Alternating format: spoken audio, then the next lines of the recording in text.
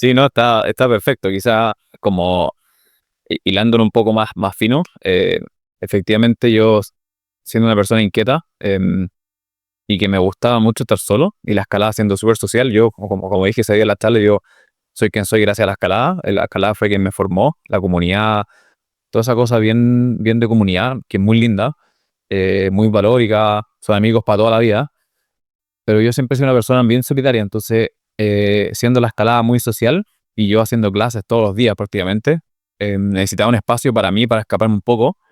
Y efectivamente, cuando tenía un tiempo me iba al cerro y después descubrí que tenía ciertas como condiciones, podía aguantar muy bien el calor, la distancia, ese tipo de cosas. Y así fue que un día se me ocurrió efectivamente de que estaba trabajando en un gimnasio de escalada que estaban acá en Lo Barnechea, y trabajaba en otro que está en el Parque Araucano, en Las Condes.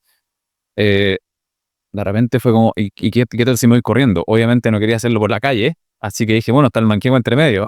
Era como obvio, como que cuando uno empieza a mirar como la geografía y hay cosas que son como obvias, así como, ok, por acá es. Y así fue que empecé a hacer eso. Entonces terminaba de hacer clase en uno de los gimnasios que está en la universidad y me iba, por el Manquehue hasta el otro gimnasio. Así que así como que empezó un poco más allá de hacerlo recreativo, sino que de hacerlo como algo como de uso diario, así como, ok, este puede ser mi medio de transporte. Entonces, claro, uno empieza como, y a mí que me encanta la historia, soy súper ñoño, como que me imaginaba los chasquis así, me pasaba todas esas películas, decir, oye, pero antes la gente se movía así, po, ya sea como por transportar mensajes, no sé, y a mí me fascina la historia. Entonces me pasaba esos rollos y se mezclaba con todo esto de que me encontraba en un lugar que en verdad quería estar, un poquito más solo, seguir haciendo mi trabajo y mi hobby principal, que era la escalada, y al mismo tiempo me estaba entrenando para seguir creciendo en el trail. Entonces, sí, por ahí partió un poco la forma de descubrir que quería ir un poquito más allá con el trail. Sí.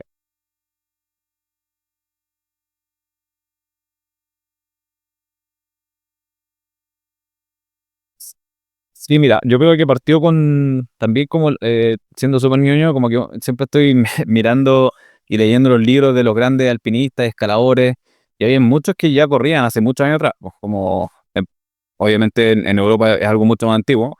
Entonces me da cuenta que escaladores como Uli Steck u otros grandes escaladores ocupaban el trail como modo de entrenamiento también. Entonces lo descubrí primero por los libros, sabía que existía eso, y por supuesto a medida que iba yendo al cerro me daba cuenta que había gente que iba corriendo, pues. Entonces, a nivel local lo descubrí acá como en la escena más pequeña, más local, para la redundancia, gente corriendo en el Manquehue, así muy sencillo.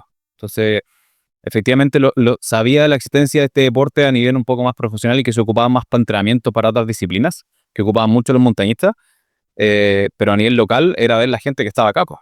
Sí. La escalada deportiva, ¿ah? Es la que yo creo que es la más social, porque está la escalada alpina, hay un montón de otras disciplinas, pero la escalada deportiva, que es la que hacía yo, es muy dependiente positivamente de tu cordada. O sea, tú necesitas una comunidad, porque hasta incluso lo más simple que vayas a hacer boulder, si vas a hacer boulder a roca, necesitas de un partner que te spotee, que te ayude a caer la colchoneta. Entonces, en ese sentido, es súper importante tener una comunidad. En la escalada deportiva, ya sea en la ruta, también no puedes escalar solo, a menos que quieras hacer free solo. Y eso claramente es un porcentaje, el 1% de los escaladores del mundo lo hacen. Entonces, siendo un escalador de escalada deportiva, necesitas a tu cordada que te asegure. Entonces, y a veces esa cordada no puede ir, entonces tienes a otro amigo y así. Es muy social, y yo creo que eso es muy lindo la escalada, como es una de las cosas que más me gusta y que me enseñó también a relacionarme con más gente. Yo, siendo alguien bien tímido, solitario, la escalada me abrió muchas puertas en ese sentido, y, y lo sigo viendo hoy en día. Si bien es cierto, un poquito más alejado de la escalada, sigo viendo que es muy comunitaria, es muy... Los escaladores, sin embargo, o sea, si tú escalas y tienes a tu comunidad de amigos, esos amigos son para toda la vida y además son para todas las instancias. O sea, son los que van a estar en tu matrimonio, en tu cumpleaños, en todas las instancias que no son de la escalada, son la patota para todos lados. Entonces, eh, la escalada a nivel como técnico específico necesita de una acordada, necesita de comunidad, pero además se transforma en algo mucho, mucho más social que escapa como de las barreras, de los límites de la escalada propiamente tal. Entonces, yo lo encuentro muy lindo.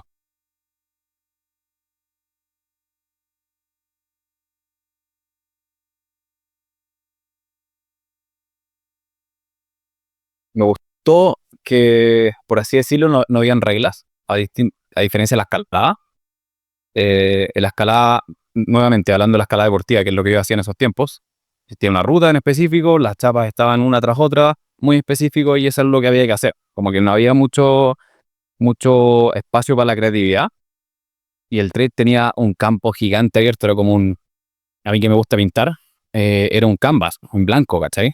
Eh, si bien es cierto, estaban los senderos, pero de nuevo, esos senderos eran como trazos que tú puedes hacer de distintas formas, o sea, em, y así empecé como a inventarme cosas, porque lo que me gustó del trail fue justamente eso, como la capacidad de crear, la libertad, y también el poder estar tiempo conmigo mismo durante horas continuas, solamente conversando conmigo mismo. Entonces, y después, obviamente, empecé a transicionar a montañas más técnicas, y eso me permitió también como ser absoluto dueño de mis decisiones. Y eso era algo que cuando chico no tenía, por el fondo como estuve en un colegio que era todo como, yo tengo 29, entonces en ese tiempo era todo para preparar la prueba de aptitud, ¿cachai?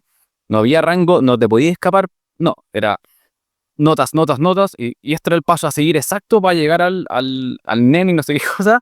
No había espacio para la creatividad, ¿cachai? Y me pasaba también como yo pintaba cuando más chico, lo típico, yo ganaba, no sé, por los concursos del mes del mar, que eran los clásicos en ese tiempo, y si yo pintaba, no sé, por el mar de otro color, o el cielo de otro color que no correspondía, no por supuesto que no me castigaban, pero no pasaba al siguiente nivel, ¿cachai? Entonces, toda mi vida fue como seguir reglas súper limitantes, muy poco espacio para la creatividad, y creo que en el trail encontré eso, pues este canvas abierto, montañas gigantes, donde se pueden hacer millones de cosas, lo puedes hacer para arriba, para abajo, no sé, como, yo creo que lo que más me encanta es eso, la libertad.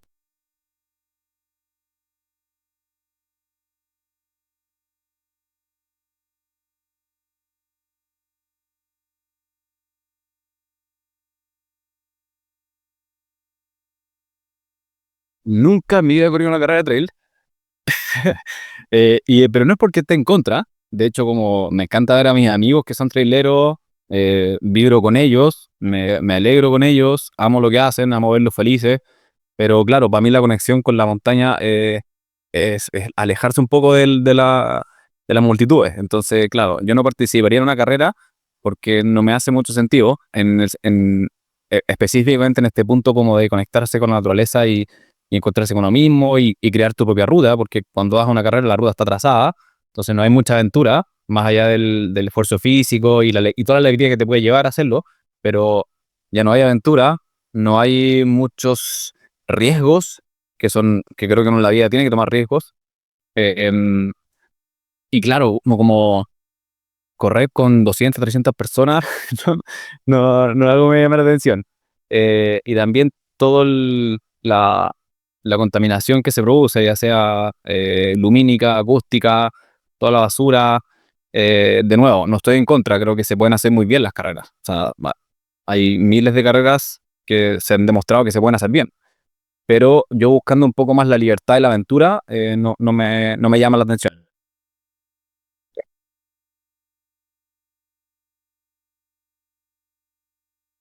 100%.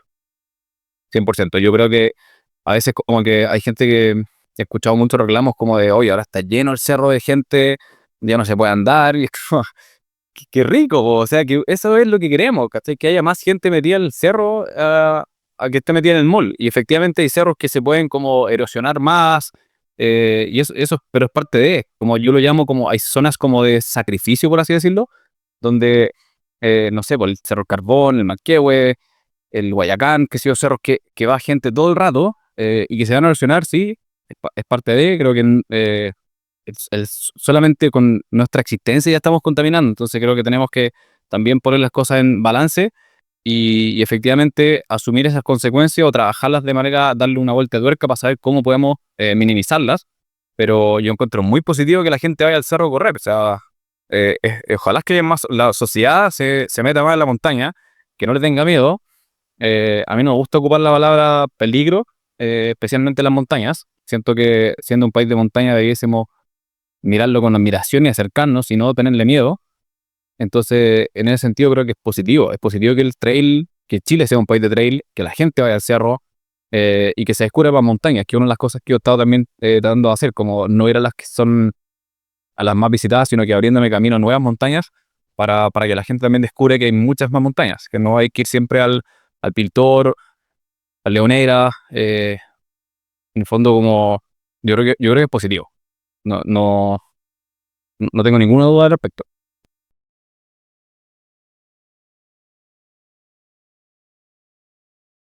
Ha sido muy bonito porque eh, está la parte como muy filosófica que a mí me gusta mucho de toda esta parte emocional de la montaña, que para mí es, si no hay un ingrediente emocional, histórico, filosófico que a mí me gusta mucho, está como falta algo. Y eso también se completa con la parte deportiva. O sea, soy competitivo a mi manera. Me encanta entrenarme físicamente, me encanta ir al kinesiólogo, al preparador físico. Entonces, estaba como la parte ya más espiritual, emocional, filosófica, súper, súper como me sentía completo cada vez que iba al cerro y descubría esas cosas, pero la parte más física y más como más deportiva era algo que estaba como, me faltaba un poco. Entonces, cuando descubrí que esto me gustaba mucho y que quería seguir, seguir y seguir, como metiendo más arriba de los cerros o más adentro de los valles, sentía que tenía que pasar a la siguiente etapa, que era entrenarme físicamente, como más específico. Entonces, cuando me di cuenta que necesitaba eso, acudí a mi entrenadora, a mi kinesiólogo, me empecé a poner más fuerte y descubrí en ese punto que era capaz de hacer cosas que había visto que otros hacían, afuera principalmente, como estos récords de velocidad. Entonces dije, ya, acá está como el full package, como que me puedo meter, me puedo aventurar en montañas lejanas, valles súper profundos, y puedo hacer un deporte muy duro, muy, muy como físico, y lo puedo combinar todo. Entonces, la aproximación como a la parte más competitiva fue por ese lado, fue por cuando descubrí específicamente los FKT. Eh, Cuando descubrí que se estaba haciendo fuera, me voló la cabeza porque en el fondo me di cuenta que había una especie de competencia entre el running y una montaña que no requería ir a una carrera. Y ahí se me abrió un mundo. Entonces, cuando descubrí eso, fue como, wow, acá está lo mío, parece. Sí.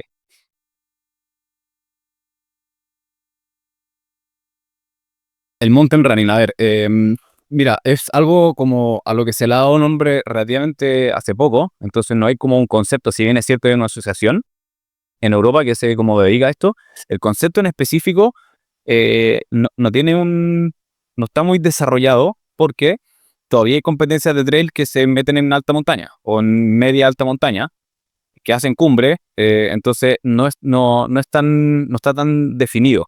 Pero lo que te podría decir del mountain running, a diferencia del trail running, es que en primer lugar uno se introduce en terrenos más técnicos, que un trail running no haría, porque en el fondo en el trail tú te das por un sendero establecido, ya que está previamente marcado. En el mountain running tú te vas adaptando a la montaña y tienes que sortear distintos escenarios geográficos que son más técnicos, ya sea un campo glaciar, ya sea una escalada en roca, cosas así. Entonces, lo primero que diría que lo diferencia es el introducirse en terrenos más técnicos, porque no necesariamente es más distancia, no necesariamente es más desnivel, sino que es salirse de los senderos establecidos y meterse en terrenos más técnicos. Como que yo diría que eso.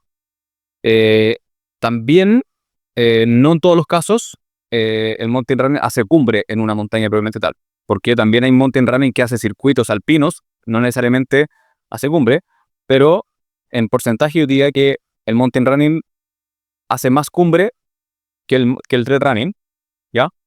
Y yo lo dejaría como en eso, como la gran diferencia es los terrenos técnicos y que está más enfocado en hacer cumbres, en valles más alejados y en cumbres más altas y técnicas.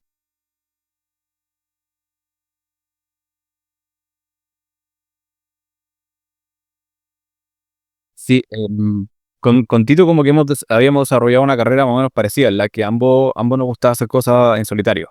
Eh, Como que eso era parte como nuestra filosofía. Entonces, claro, Tito venía haciendo cosas en solitario hace mucho tiempo, yo venía ya también metiéndome en ese mundo. y siendo súper amigos, sentíamos que de alguna forma teníamos que como honrar nuestra amistad y nuestra trayectoria haciéndolo juntos.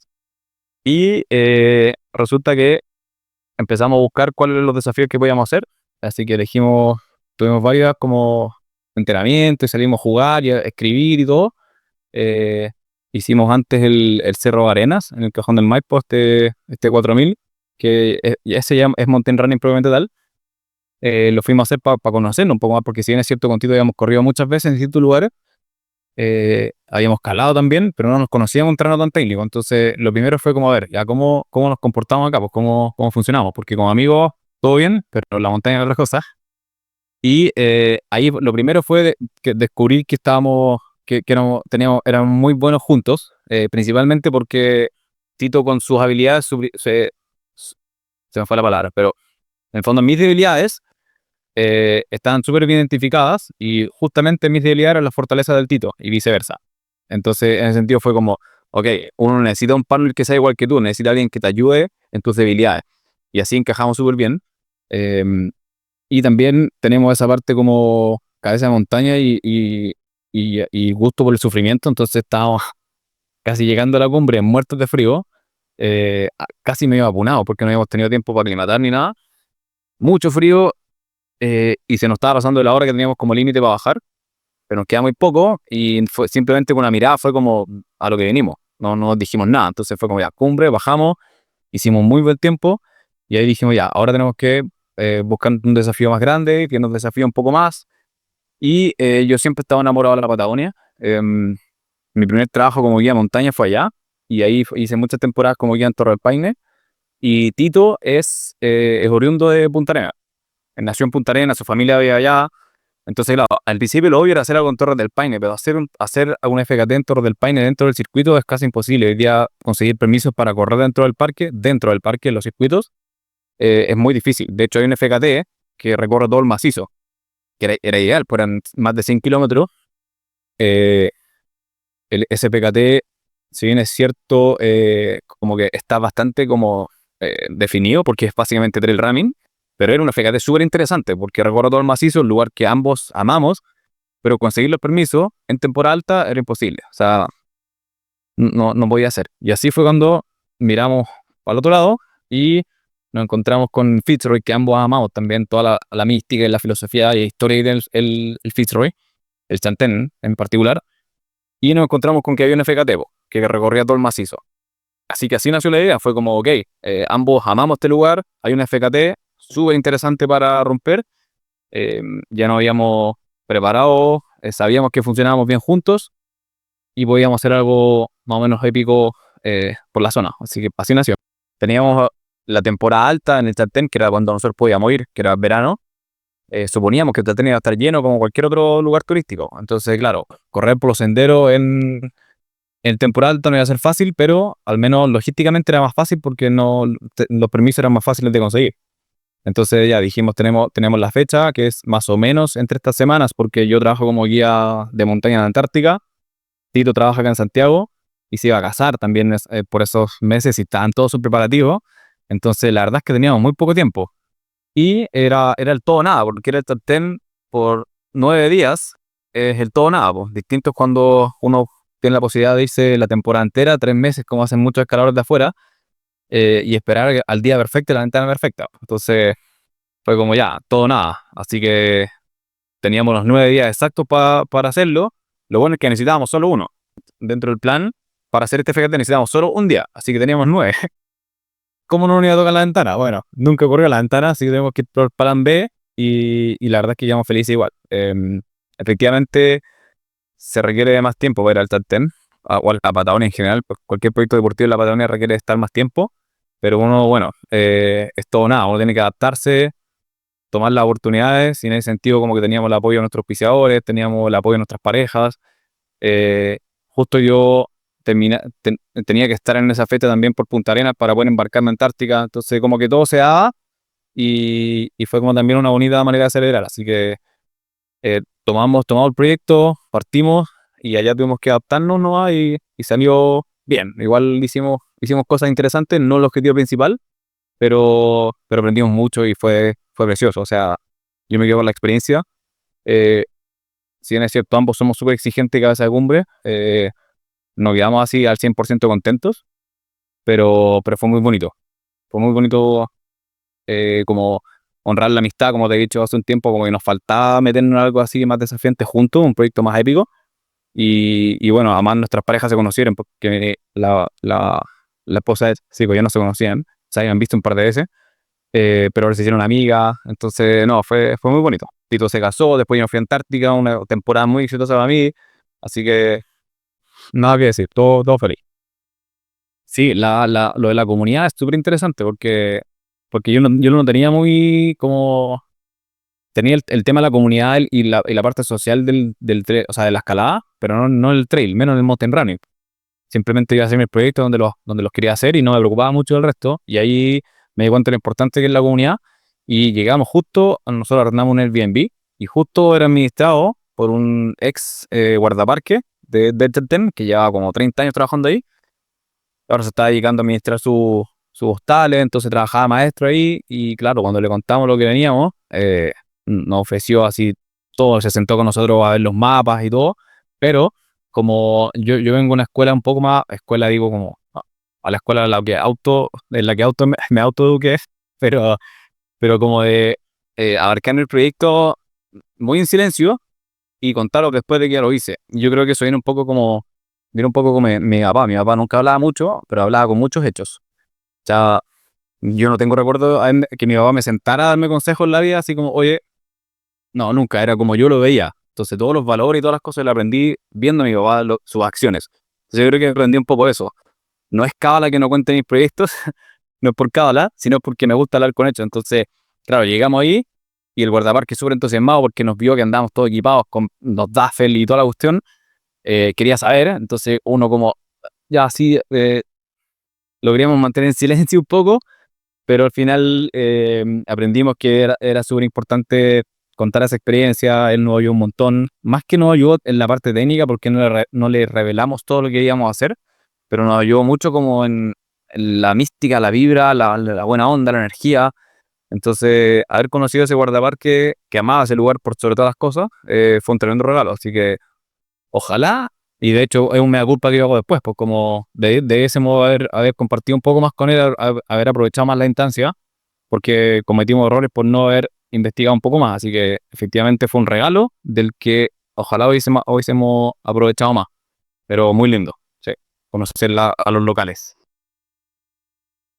¿Cuál es tu kit en términos de preparación física, psicológica?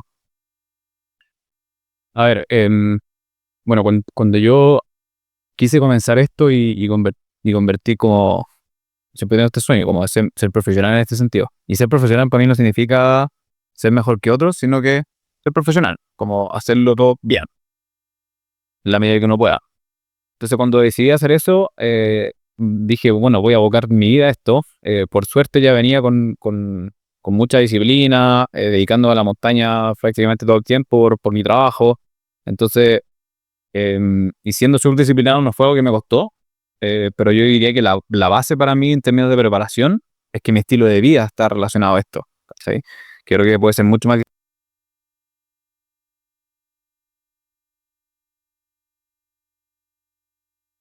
Fue mucho más fácil porque hice de mi vida esto. Entonces, claro, en mi preparación, cuando lo quise llevar al punto más específico y cuando me acerqué a mi kinesióloga, era porque mi mayor preocupación era no lesionarme. Entonces, por mucho tiempo, enfocamos todo el trabajo en no lesionarme. Entonces hicimos trabajos muy específicos para que mi cuerpo aguantara todos esos azotes que yo le llamo, eh, de deshidratación, calorías, mucho impacto en las rodillas, los tobillos, espalda. Entonces, mi evaluación por mucho tiempo, con mi kinesióloga llevamos entrenando 3 años, si bien recuerdo, el primer año y medio fue exclusivamente. Después cuando quise empezar a buscar proyectos más grandes y también combinado con mi carga laboral como guía bien potente, bien fuerte, dije ya, ahora necesito ser un poco más fuerte, que es distinto a simplemente evitar lesiones. Entonces empezamos ya a meterle más pesa y cosas así, cosa que yo en mi vida había hecho, porque en la escalada de repente uno hacía un poco en el gimnasio, pero así como levantar pesas nunca fue lo mío. Y siempre con ese temor como de, como decir, oye, yo no quiero ser grande, no quiero tener músculos porque es contraproducente, pero un temor súper absurdo porque uno puede levantar pesas y no crecer, ¿cachai? Como está todo en lo que puede hacer tu preparador físico. Entonces empecé a agarrar el gusto a eso y ya con la parte de todo el trabajo que hacíamos para evitar lesiones, después para ser un poco más fuerte, lo siguiente lo pasamos a los proyectos específicos. Entonces ahora últimamente estamos trabajando con proyectos específicos, dependiendo si tienen mucha distancia o tienen más desnivel o tienen más escalada y cosas así. Y el resto en términos de preparación, bueno, por supuesto la alimentación para mí es clave. Yo tengo una alimentación basada en plantas desde la pandemia y para mí fue un cambio significativo también porque cuando yo escalaba eh, comía muchos lácteos, por ejemplo. Nunca fui de carnes, pero comía muchos lácteos y con la escalada tenía todas mis articulaciones así despedazadas, tenía mucha inflamación, entonces me dolía todo. Pero como escalaba, para mí era normal que te doliera todo, ¿cachai? Como el escalador siempre anda como todo dolorido. Entonces a mí era normal y en la pandemia decidí dejar los lácteos para saber cómo iba y mi cuerpo cambió, pero así al 100%. Es que ese es mi caso, a mí me resultó. Nunca más tuve una inflamación de articulaciones, ni dolores, ni nada por el estilo. Y eso que le doy duro a la rodilla bajando el cerro. Entonces la alimentación es otro pilar fundamental para mí, dependiente de la dieta que tú tengas, da lo mismo si es carnívoro o lo que sea, es una dieta, bueno, balanceada, lo más sana posible, no comer eh, comida chatarra, por suerte como tengo disciplina, no me tientan esas cosas, entonces como que me es fácil llevar una vida sana en ese sentido. Eh, por supuesto que el alcohol para mí no cuenta, fumar menos, dormir esencial. Soy muy bueno para acostarme muy temprano y levantarme muy temprano, y eso es fundamental también. Entonces, en términos de preparación, así como para resumirlo, es lo que te decía, yo he hecho como esto mi estilo de vida, entonces me es fácil entre comillas, ¿cachai? Porque lo tengo tan adaptado que, que no me cuesta. Entonces, la preparación para mí es vivir el día a día como lo vengo viviendo, porque estoy dedicado a esto. Perfecto, ese es tu kit permanente, claro. Y definitivamente cuando hay un desafío, se ajusta y se lleva un plan específico, digamos. Y, y en este caso de fíjate, ¿qué fue lo más? Porque uno siempre se acuerda de lo doloroso. ¿Qué fue lo más doloroso de la preparación, no sé, psicológica, física, alimenticia, como, qué recuerdos que tienes de eso? Lo que dije el otro día en la charla, mi máxima debilidad es correr los planos. Entonces, como este circuito para el que nos preparamos, son 80 kilómetros con 3.000 de desnivel, entonces 3.000 de desnivel en 80 kilómetros es muy poco, casi ni se siente, entonces tenía mucho plano, mucho terreno técnico, pero también mucho plano, típicos planos de los senderos de la Patagonia, eh, precioso, blandito y todo, pero yo tenía que entrenar plano, porque mi cuerpo como que no sabe qué hacer cuando hay plano, entonces eh, tenía que salir a correr plano, pues. Entonces no me gusta hacer pista, en verdad, bueno, no me ha abierto ese camino, no me ha abierto esa puerta. Entonces, claro, lo que hacía era, no sé, ir a correr al Bicentenario, darle todas las vueltas que pudiera al Bicentenario, porque, claro, no me gusta tampoco correr en cemento. Entonces, eh, yo creo que la parte más dura, por así decirlo, fue trabajar los planos.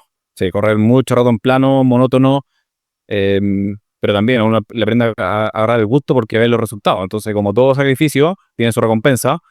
Yo te diría que eso fue la parte más dura de la preparación. Correr planos y aguantarle el ritmo al tiro y los planos. Eso fue lo más duro. Sí. Y como conclusión, en la preparación, raya para la suma, valió la pena, surtió el efecto, como Sí. Yo te diría sobre todo porque en mi caso, yo más o menos venía como integrando eso. Ya sabía, o sea, ya después de tanto tiempo jugando en la montaña, sé cómo se comporta mi cuerpo, pero una de las cosas que más o sea, que más vi, así como comparándome, por ejemplo, con otros corredores que conocía y que andaban haciendo cosas parecidas, también con el Tito, es que toda la recuperación, o sea, perdón, todo el trabajo físico que hicimos antes, toda la preparación física, técnica y todo, me llevó a que mi recuperación es extremadamente buena. O sea, puede que yo no sea el más rápido ni el más fuerte, pero el otro día estoy listo para volver a darle, ¿cachai? Con ningún dolor. Yo creo que eso tiene que ver efectivamente con la buena preparación física. con el trabajo con mi preparadora física y kinesióloga, pero también con mi alimentación, entonces, o con el estilo de vida, que es lo que venía hablando en la pregunta anterior. Em, yo creo que sí, o sea, definitivamente el entrenamiento y la preparación física específica es súper importante y te lleva a descubrir cosas muy bonitas como esa, como el saber que en mi cuerpo puede resistir muchos días dándole así duro, porque mi recuperación es muy buena. Entonces el otro día yo estaba fresco. Por eso que también el que hayamos tenido que abarcar el plan B con el Tito, no hacer el proyecto grande, sino que después hacer muchos FKT durante todos los días o con un día de descanso, para mí fue muy bueno, porque para el otro día estaba fresco, listo para darle. Entonces, por supuesto, le atribuyo eso a la preparación física y la alimentación. Oye, y antes de pasar a la siguiente pregunta, se me quedó esa en el aire. Así. No, no salió el plan A, por decirlo de alguna manera. Tuvieron que tomar una decisión y hubo un plan B. Ese plan B, como lo acabas de mencionar, tuvo varios FKT. Cuéntanos un poquito de qué consistió y de alguna manera fue un nuevo proyecto, digamos, que fue exitoso. Sí, pues. Claro, nosotros teníamos el plan A, que era por el que íbamos, que era el circuito completo al macizo del Fitzroy. Y para eso necesitábamos una ventana aproximadamente de 14 horas, que era el récord anterior, de ventana de buen tiempo, porque uno cruza el campo hielo continental, entonces no tenía mucho espacio para jugártela, por así decirlo. Entonces, como esa ventana de tiempo no se dio, o no la veíamos durante los días que venían, teníamos que tomar una decisión rápida. Y si lo intentábamos, corríamos riesgo de no lograrlo y en el fondo poner todas las, las cartas sobre el mismo juego y perder todo, y también consecuencias más graves, como accidentarnos, perdernos, etcétera. Entonces tuvimos que tomar la decisión de decir, ok, no vamos a poder hacer el proyecto por el que veníamos, pero tenemos por suerte, y hablamos de esto, un plan A, plan B, C, D. Así que fuimos por el plan B, que era hacer 4 FKTs, que eran los días que nos quedaban, otros FKTs más cortitos durante todos los días que venían. Y en ese sentido teníamos 2 que eran de trail running propiamente tal, circuitos súper marcados, de trail en senderos establecidos, y 2 que ya eran montañas un poco más técnicas. Así que finalmente decidimos ir por ese plan, salió exitoso, lo pasamos increíbles, y pudimos conjugar 2 cosas, que era como las distancias más largas y planas, y también hacer cerros más técnicos, que era lo que a mí me gustaba. Así que finalmente el plan B fue igual de lindo y con más aprendizaje incluso. Hay una parte que a mí me encantó de la charla que hiciste, que fue que utilizaste ¿cómo se llama? Bueno, mostraste los equipos con un maniquí, pero exacto, maniquí se llama.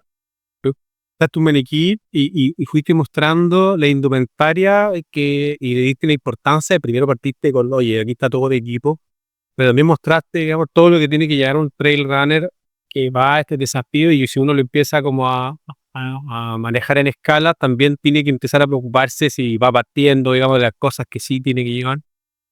Eh, ¿Nos podrías describir un poco tu equipamiento y la funcionalidad que he tenido, como la importancia que tú le fuiste dando y el equipo que tú estás usando ahora?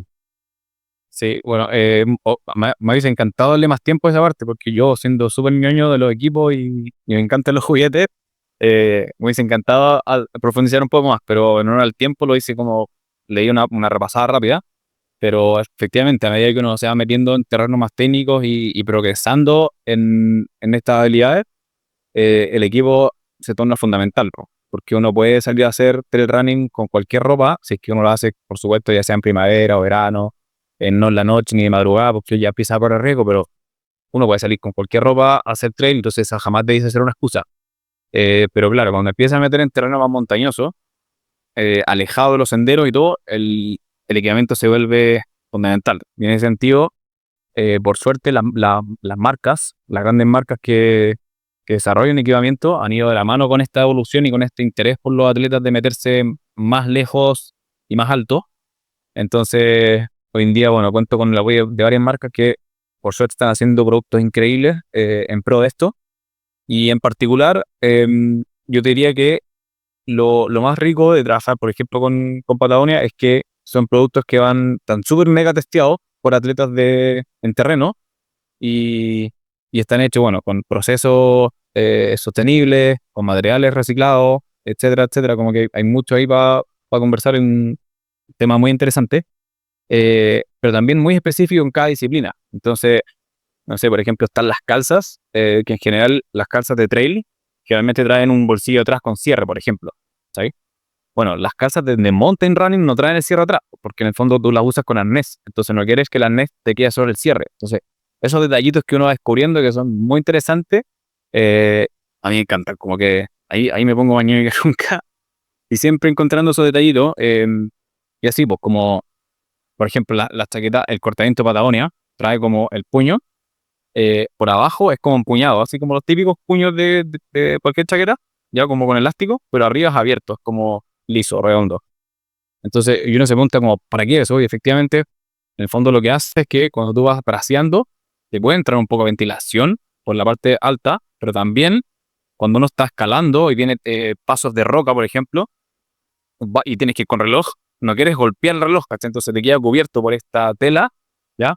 Y después, imagínate que también va, no sé, pues muchas veces como por la mano media fría y levantarte la chaqueta para ver por dónde va la ruta o ver tu GPS, simplemente tú posas la mano sobre la chaqueta y deslizas así, ¿cachai? Entonces logras ver, puedes mirar el GPS, qué sé yo, el tiempo y lo vuelves a poner encima. Con un elástico habría que meter la mano y levantar, y es como que son detalles que te facilitan la vida, son esos detallitos que solo se descubren probando las cosas en terreno.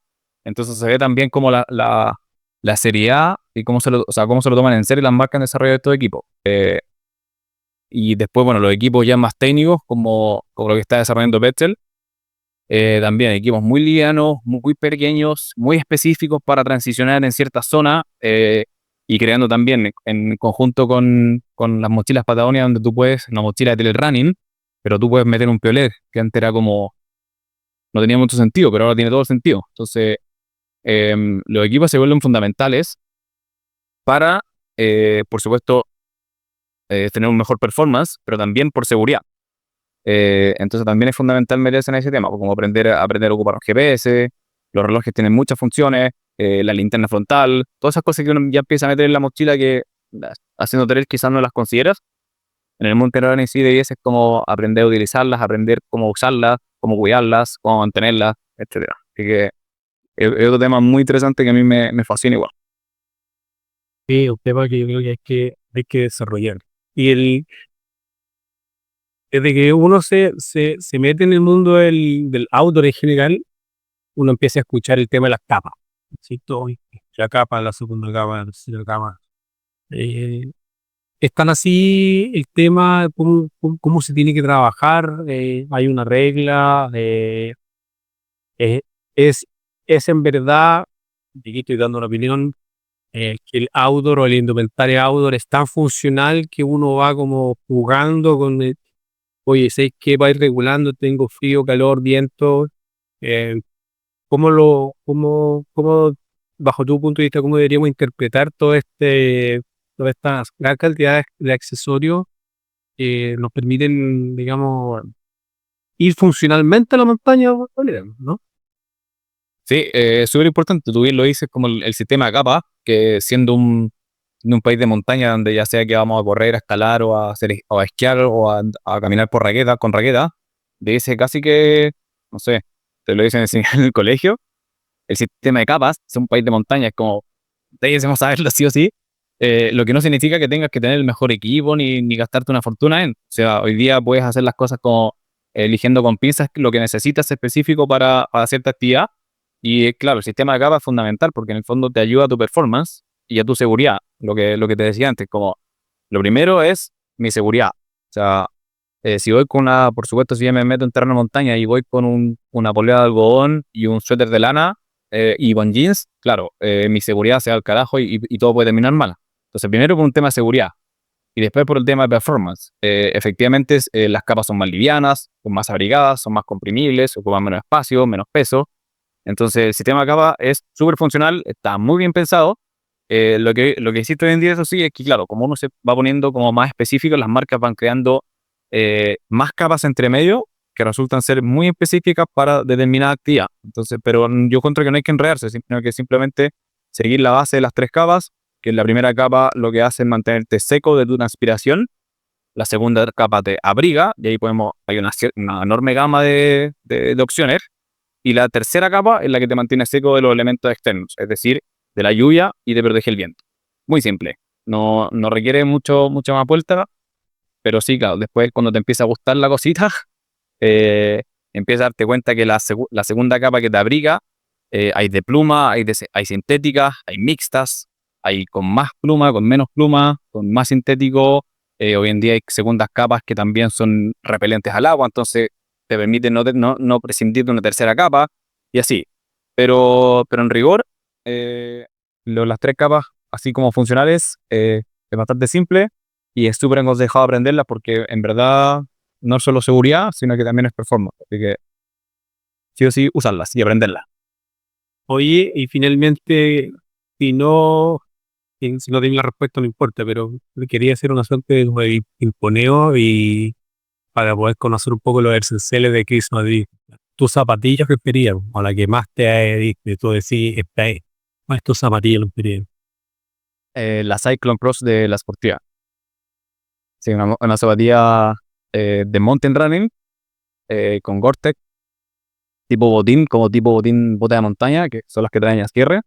Y estoy encantado con el sistema BOA porque el sistema BOA no necesita ajustes en el camino y además, a diferencia de los cordones, el sistema BOA tú lo puedes ocupar casi que con la mano congelada y con guante, como que y listo. En cambio, con el cordón, con la mano congelada y con guante, es súper difícil. Entonces, para mí esa es mi zapatilla favorita, la que uso todo el tiempo que si tengo proyectos, obviamente, de mountain running, donde tengo que transicionar por terreno más técnico. Que la Cyclone Cross de la Sportiva. Los favoritos. El Fenix, a ver, diría que el Fenix 6 solar de Garmin, que tiene acá. Tiene buen tamaño, no es una cosa gigante, eh, pero tiene buena pantalla para poder acercarse y hacerle zoom a las rutas y cosas así, orientarte.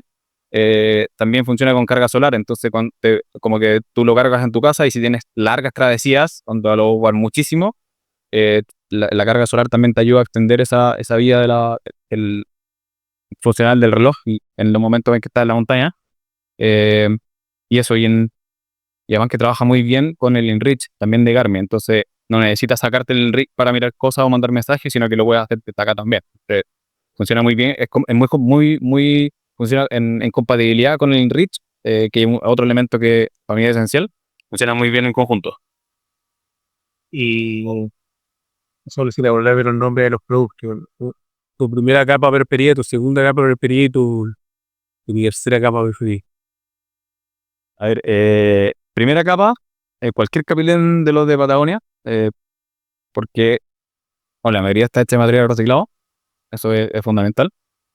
Tiene este tratamiento antihedor, que no es un nombre más técnico, pero en el fondo lo voy a ocupar por mucho tiempo en expediciones que no se van a poner de onda.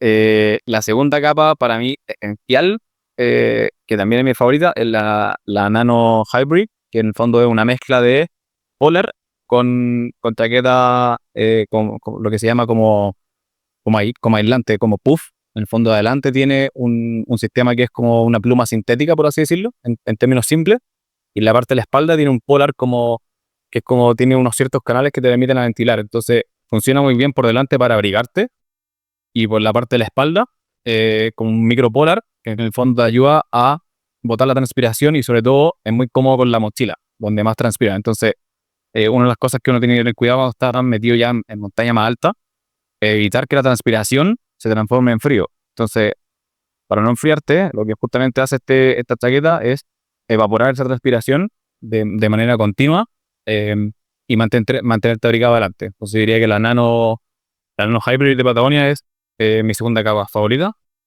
Y tercera capa, la Houdini. La Houdini también de Patagonia, que es una joyita, que también tiene hartos trucos, como lo que te decía de la parte del puño. eh, Trabaja muy bien en tamaño, o sea, queda dentro de tu puño. Tiene muy buena repelencia, no siendo una chaqueta impermeable, tiene un tratamiento de WR que permite también que ya sea los copitos de nieve o una pequeña bruma o llovizna no se te pasa. Entonces funciona como tercera capa aislante del viento y también de la humedad externa. Esas tres yo creo que son mis favoritas. ¿Y las mochilas, te gusta la hidratación que puedes llevar las botellas acá o con un suerte de camel en la espalda? ¿Qué es más cómodo, Mira, últimamente he descubierto harto que el Camelback, que antes no me gustaba, hoy en día, sí, hoy en día me gusta harto. Principalmente porque no tengo ese peso adelante, no tengo las botellas acá, entonces lo llevo atrás y la manguera por acá. Hoy en día también, que me pasó hace poco, por error, dejé la manguera por fuera en una de las mochilas 3 que tenía y se me congeló, no pude tomar. Por suerte, Patagonia se dio cuenta de eso y un modelo nuevo que llegó ahora, que viene donde tú puedes, en toda la parte de la chaqueta, porque trabajan con un vest, la manguera queda completamente adentro todo el tiempo. Entonces ya no se te congela. Las botellas las he ocupado, las encuentro muy útiles, sobre todo cuando te encuentras con pequeños arroyos donde puedes recargar agua. Ahí muy cómoda la botella. Entonces, yo siempre llevo el Camelback y también llevo una de estas botellas que tú las cachai, pues se comprimen así también, te quedan como en el bolsillo. Entonces, si me voy quedando sin agua, cualquier arroyo que tenga, agarro la botella, tomo y la vuelvo a guardar. Pero me he acostumbrado, me gusta bastante el formato Camelback, porque en fondo puedes tener acá la manguera que es súper cómoda y muchas veces casi que ni hay que usar las manos, sino que sigues moviéndote y tomas agua. Entonces también y le voy a agarrar el gusto. Sí. Bueno, esas botellas de silicona son bien salvadoras, esa que uno va. Oye, y esto ya es curioso, ¿ah? ¿Tomáis electrolitos, cosas así como cuando termináis de entrenar o correr o estáis haciendo algo? ¿O así también más para decirlo, para recuperar? Sí, tomo electrolitos. Mira, no tengo nada favorito ni específico. Simplemente trato de buscar lo que sea lo más sano nomás. Pero sí, generalmente cuando tengo un proyecto, la hidratación empieza así como específica, empieza una semana antes, durante y después también. Ojalá unos 2 o 3 días, dependiendo de cuánto haya gastado, cuánto haya sido mi desgaste. Como que el tema de la hidratación y sobre todo con electrolitos y sales, como dices tú, es una semana antes, durante y unos 2 o 3 días después. Te agradezco sinceramente el tiempo y la buena disposición.